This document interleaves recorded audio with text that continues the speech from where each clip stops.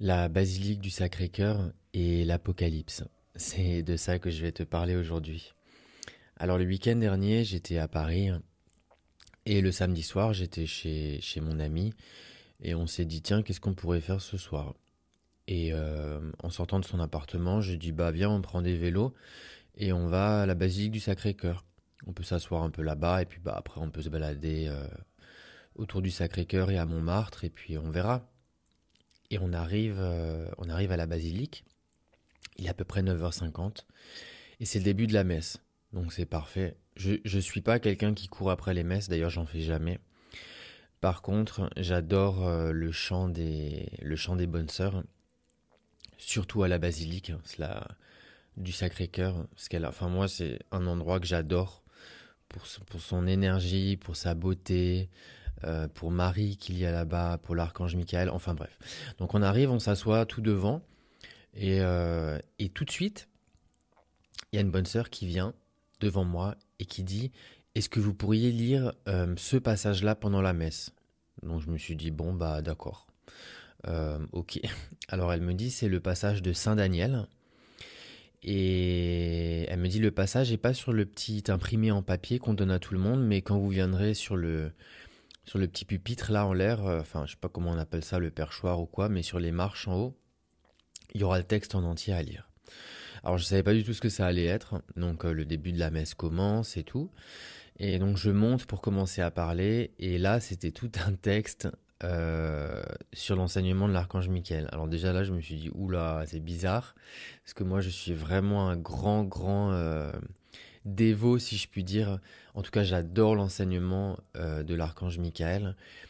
Il est tout aussi cher à mon cœur cet enseignement-là que l'enseignement de Neville Goddard, mais aussi que des guérisseuses avec qui je vis en Indonésie, ou encore les maîtres et les mystiques avec qui j'ai vécu en Inde. Donc je lis le passage, que je vais d'ailleurs te citer un peu plus tard dans cette vidéo, à la fin du podcast. Et donc je lis, je m'assois, et après je descends et je retourne à ma place. Et au moment où je retourne à ma place, il y a un homme qui est complètement habillé en noir, qui m'arrête et il avait il a peut-être toujours, il avait une croix noire dans la main et il me regarde et il me montre la croix noire et il me dit, toi tu es un ange de l'Apocalypse. Et sur le coup je me suis dit, bon, je dis d'accord, juste aller me rasseoir en fait. Et j'ai fermé mes yeux et j'ai plongé en fait dans l'enseignement de Neville. Et c'est ça que je veux partager avec toi aujourd'hui. Et ce que j'ai aussi envie de partager avec toi, c'est qu'en fin de compte, peu importe les manifestations extérieures qui se présentent dans notre vie, c'est nous, de par notre imagination consciente, de par notre imagination consciente, que l'on choisit de ressentir ce que l'on ressent. Parce que dans l'enseignement de Neville Goddard, l'Apocalypse est quelque chose de révélateur et de magnifique. L'Apocalypse, c'est pas la mort. L'Apocalypse, c'est la mort de la mort. Par la lumière. Donc c'est quelque chose qui est quand même différent de la compréhension classique. Et donc du coup, c'est de ça que je veux te parler aujourd'hui. Et à partir de maintenant, je vais te... Alors le texte est très court. Je vais te partager la lecture de ce texte, du coup, que j'ai lu. Alors j'appelle ça le perchoir, moi je sais pas si c'est le perchoir, mais je vais te partager ce texte et je vais te le décrire phrase par phrase par rapport à l'enseignement de Neville, parce que je trouve que c'est très intéressant pour tout le monde et ça correspond mais vraiment à l'enseignement que je partage tous les jours dans mes podcasts, sur les réseaux sociaux, sur la loi de l'attraction, sur le silence intérieur. C'est imagé mais d'une perfection qui est magnifique. Et je trouve que pour ça la Bible elle est sensationnelle parce qu'elle est une bibliothèque de métaphores qui est incroyable. Mais il faut pouvoir comprendre tous les messages qui s'y trouvent. Sinon, bah déjà je trouve que c'est pas utilisé pour le but premier pour lequel ça nous a été partagé. Et puis surtout ça crée tout ce que ça crée aujourd'hui. Bref, en tout cas c'est pas le sujet. Alors je vais d'abord te lire ce passage et en entier, comme je l'ai lu en fait à la messe, et après je vais te le décrypter phrase par phrase par rapport à l'enseignement de Neville et par rapport à la loi de l'attraction.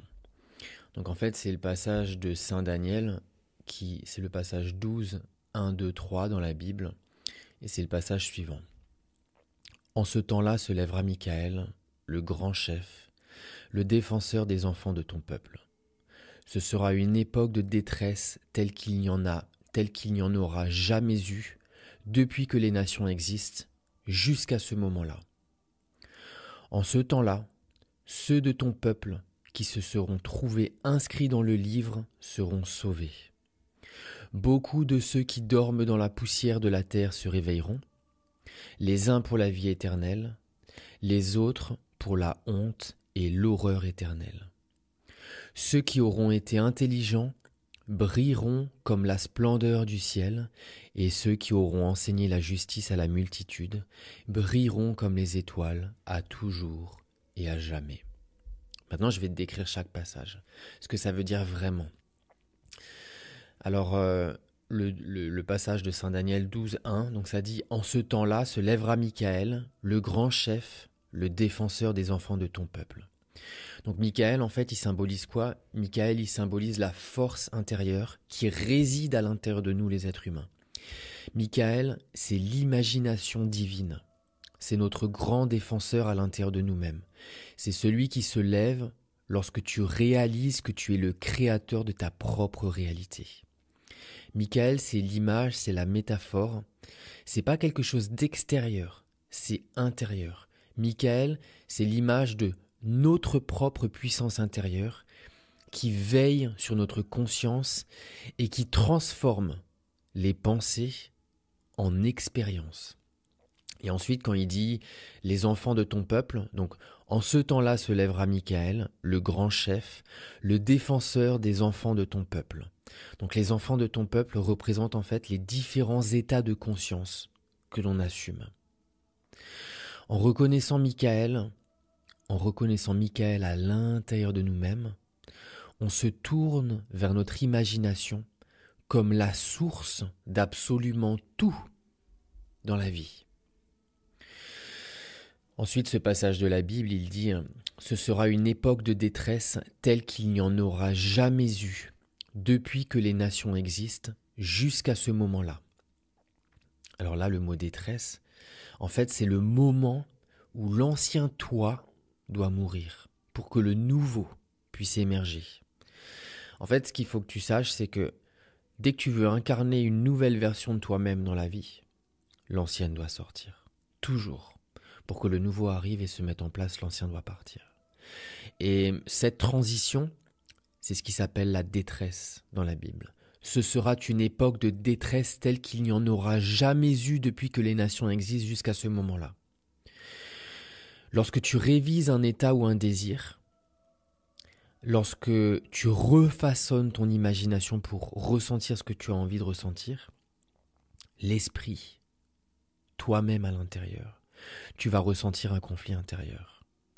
Car ton ancien état est en train de lutter pour rester en place. Et cette lutte, et je le sais purée, c'est l'histoire de ma vie, cette lutte, elle va nous faire ressentir une grande souffrance. Mais il faut la laisser sortir pour que la vie elle-même et la beauté puissent arriver par la suite. C'est la tension entre ce que tu étais et ce que tu choisis d'être maintenant et dans le futur. Cette lutte, elle est nécessaire pour une transformation totale. Ensuite, le passage de la Bible dit « En ce temps-là, ceux de ton peuple qui seront trouvés inscrits dans le livre seront sauvés. » Le livre, c'est quoi? C'est ta propre conscience. C'est ta propre conscience à toi. Ceux qui sont inscrits dans les états de conscience que tu assumes avec foi et persévérance. Ceux qui sont inscrits, c'est en fait ce que tu choisis d'incarner, les versions de toi-même que tu choisis d'incarner. Ceux qui sont inscrits, ce sont les différents états de conscience que tu choisis d'assumer avec foi, avec engouement et avec persévérance. Si tu inscris ton désir dans le livre de ta propre conscience, en ressentant ta réalité, en ressentant la réalité de ton désir dans toi, dans ton imagination, alors tu seras sauvé d'absolument toutes les détresses de l'humanité. Tu dois ressentir maintenant ce que tu ressentiras lorsque ton désir sera réalisé.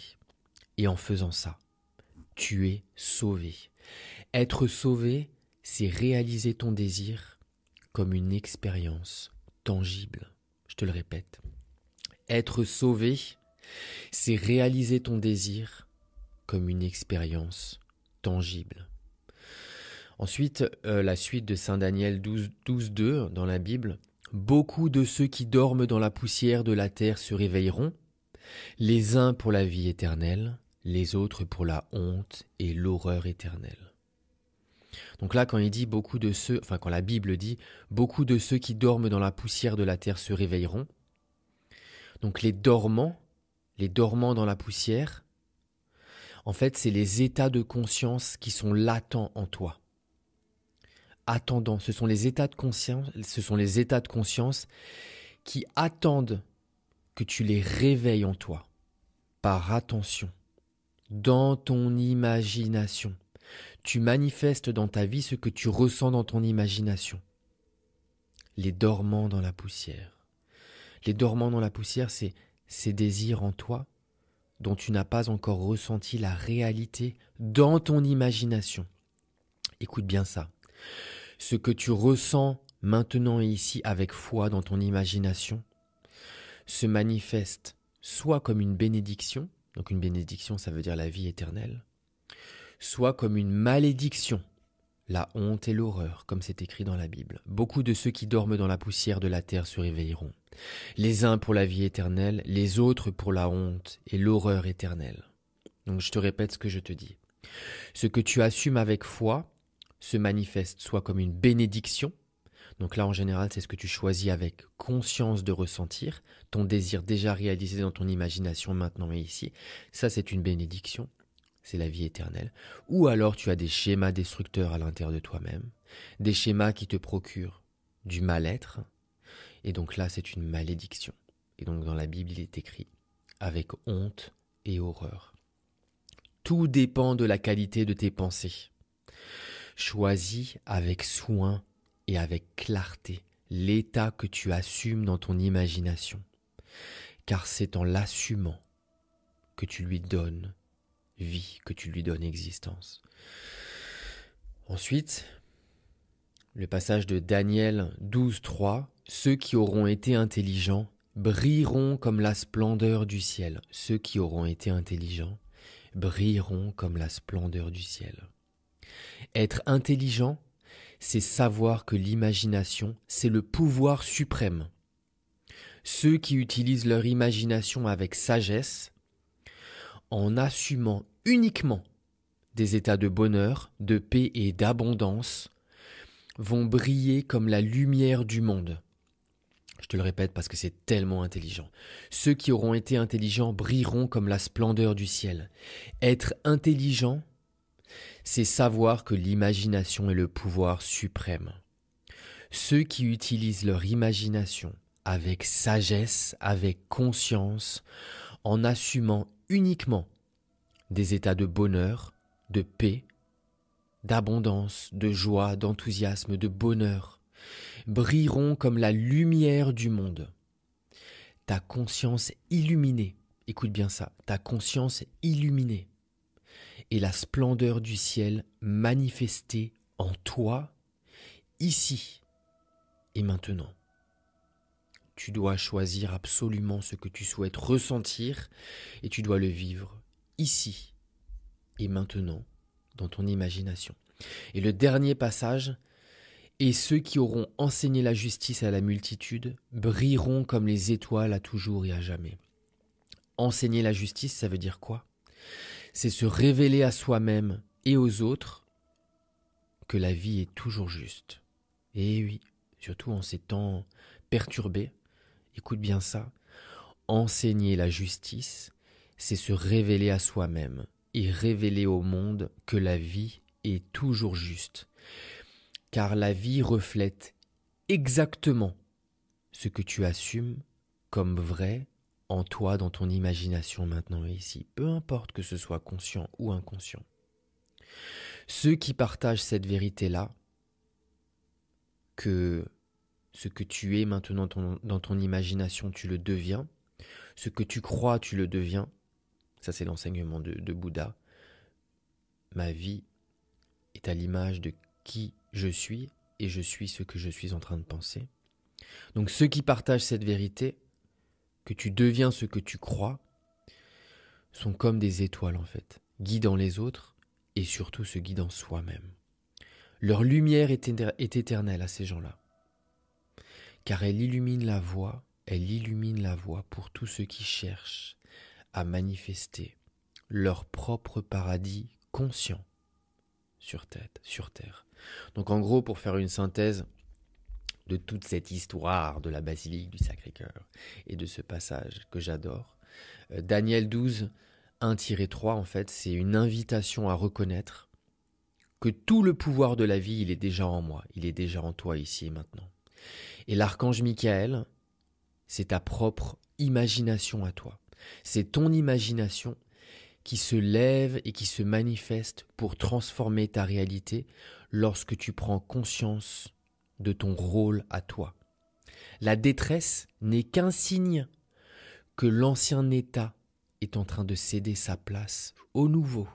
La détresse intérieure est un bon signe si tu la laisses passer. En laissant passer la détresse, l'ancien toi sort pour laisser place au nouveau. Tout ce que tu assumes dans ton imagination, se réveille et se manifeste pour devenir ton expérience ici et maintenant sur Terre. Alors sois hyper vigilant et sois sage dans le choix des états que tu assumes. Sois sage dans les pensées que tu entretiens. Sois sage dans les émotions que tu ressens à l'intérieur de toi, dans ton cœur. Ceux qui utilisent ce pouvoir consciemment brillent comme des étoiles. Utilise ce pouvoir de conscience intérieure pour briller comme ta propre étoile et comme une étoile dans cet univers. Tout ce que tu assumes avec foi devient ta réalité. Là maintenant, quand je suis en train de te parler, ferme tes yeux et entoure-toi de la vision que tu as envie de ressentir, peu importe. Imagine que là maintenant, comme une lumière blanche vient tout autour de toi. Et de cette lumière blanche, un petit enfant te regarde et te tient la main. Regarde cet enfant dans ton regard. Cet enfant, c'est ton enfant intérieur. C'est toi quand tu étais petit. Et il te regarde et il te dit « je t'aime ». Parce que quand tu étais tout petit, il n'y avait que de l'amour en toi. Quand tu étais tout petit, il y avait de la vie, de la joie, l'existence elle-même. Pas de pensée conditionnée, pas de jugement, pas de réaction, que la vie. Maintenant, lâche-lui la main à cet enfant et vois-le en train de courir, de danser, de jouer, de vivre et d'être tellement heureux. Il danse et il danse et il danse et c'est ton enfant à toi. Vois-le danser, vois-le s'amuser. Tu peux être où tu veux, dans les rizières à Bali, sur les plateaux himalayens, dans une prairie magnifique remplie de rivières et d'animaux magiques. Ce que tu souhaites vivre dans ton imagination n'a que les limites que tu lui imposes. Tu peux vivre tout ce que tu veux maintenant et ici. Et alors que tu es en train de vivre cette imagination-là, ressens, qu'est-ce que tu ressens? De la joie, du bien-être, de la beauté, de la reconnaissance, de la gratitude, de la légèreté. Tu vois? Tu vois que maintenant et ici, tu peux ressentir absolument tout ce que tu souhaites. Ton ressenti présent va manifester ta vie future. Tout ce que tu ressens est en train de manifester ta vie future. Il n'y a pas une seconde dans la vie où nous, les êtres humains, on n'est pas en train de manifester, consciemment ou inconsciemment. Donc reprends le contrôle de ta vie, reprends le contrôle de tes pensées, et alors tu seras le maître, la maître d'absolument toute ta manifestation. Je t'envoie beaucoup d'amour, et je te dis à très bientôt.